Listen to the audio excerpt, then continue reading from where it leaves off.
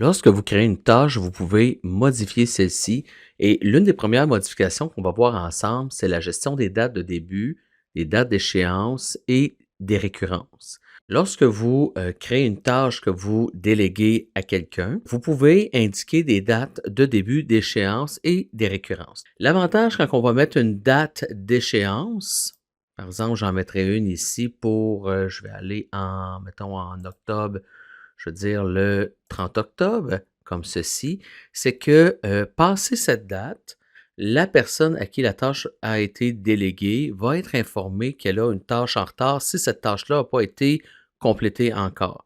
Donc, si elle est encore soit non démarrée ou en cours, qu'elle n'est pas terminée, elle va avoir, un avertissement par courriel. Vous pouvez également mettre une date de début. Donc, par exemple, si la tâche, vous la créez maintenant, mais qu'elle va seulement commencer, par exemple, je ne sais pas moi, le 15 septembre comme ceci. Ça veut dire qu'au moment où la tâche va arriver au 15 septembre, la personne à qui la tâche est déléguée va recevoir une information qu'une de ses tâches vient de commencer.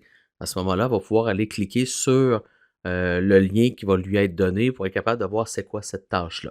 Il y a aussi possibilité de mettre des récurrences comme ceci. Les récurrences vont tenir compte des dates de début et d'échéance.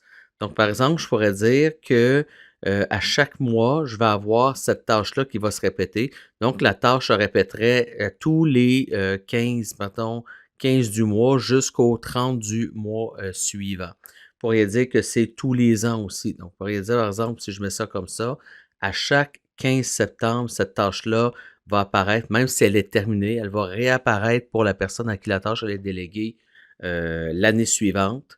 Et puis, la personne va recevoir l'avertissement comme ceci.